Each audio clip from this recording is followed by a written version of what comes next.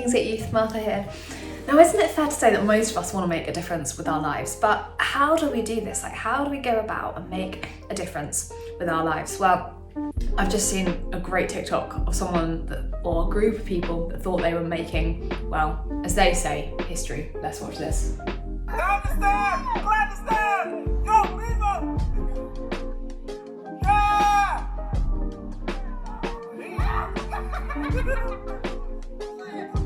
We're making history! Yeah! Yeah! Come on, England! One last push! One! Ah!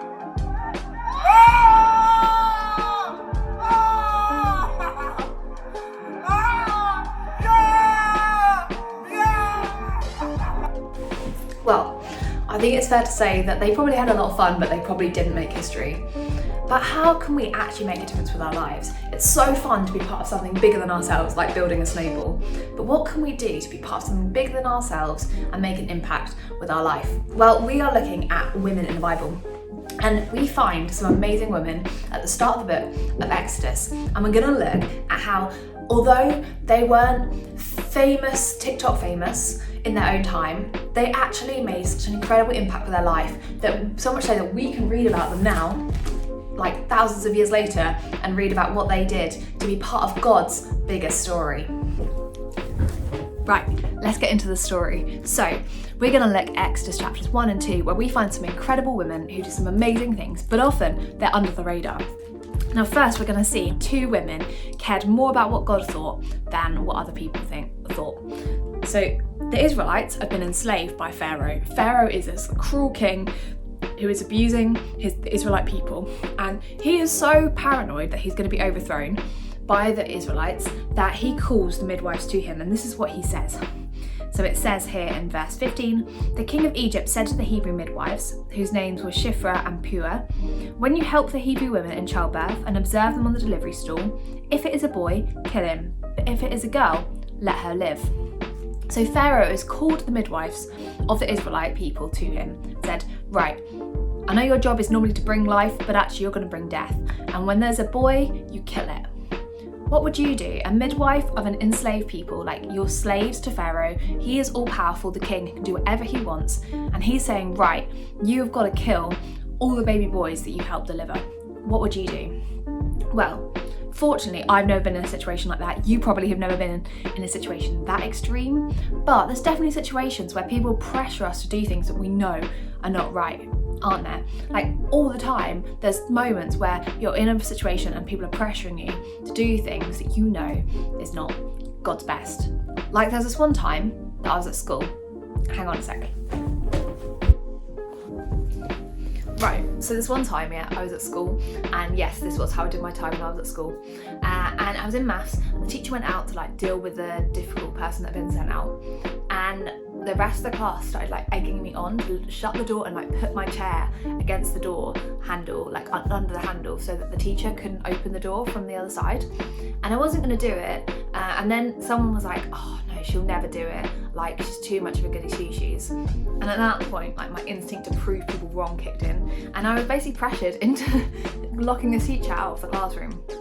Now, that was quite unusual behaviour for me, but it just showed how much peer pressure could have an impact on how I behaved.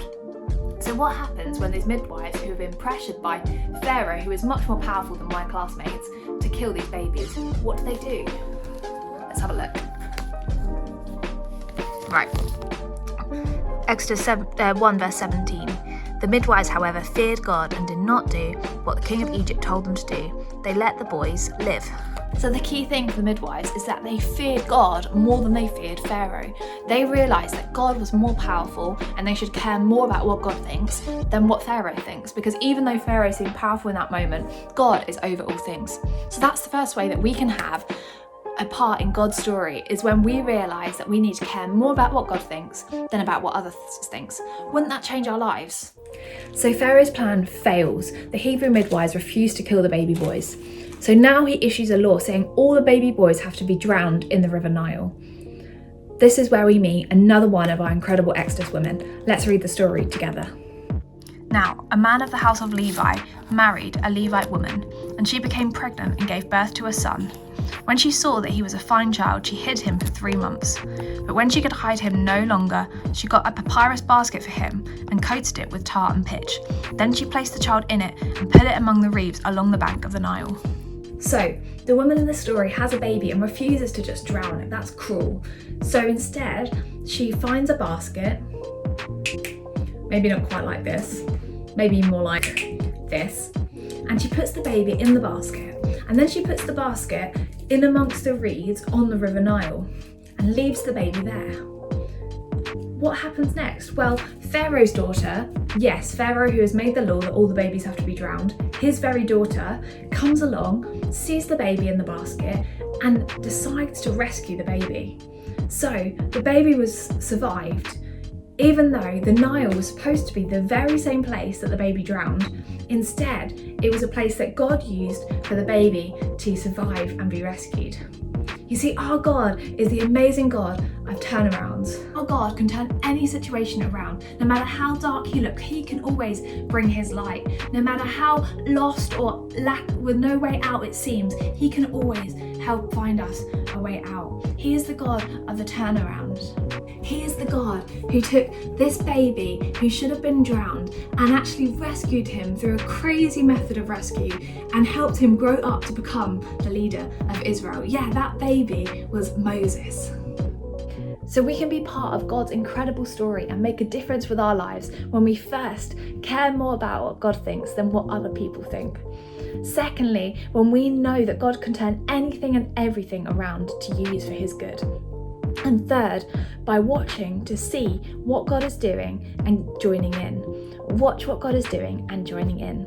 You see, the story continues. When Pharaoh's daughter picks up the baby out of the Nile, there was actually someone watching. The baby's sister, Moses' sister, was watching to see if she could help the situation, to see what God was going to do.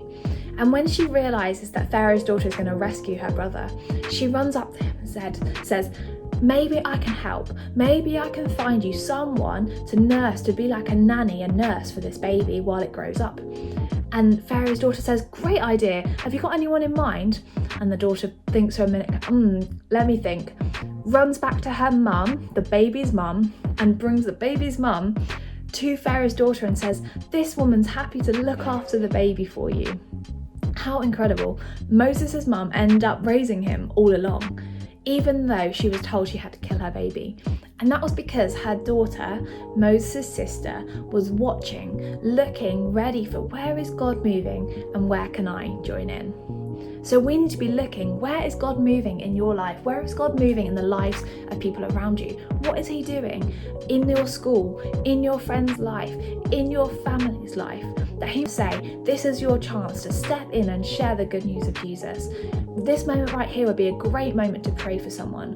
This person here has questions about life and they want you to just offer to be a listening ear and chat with them about the hope that you have. We need to be ready to join in with all that God is doing.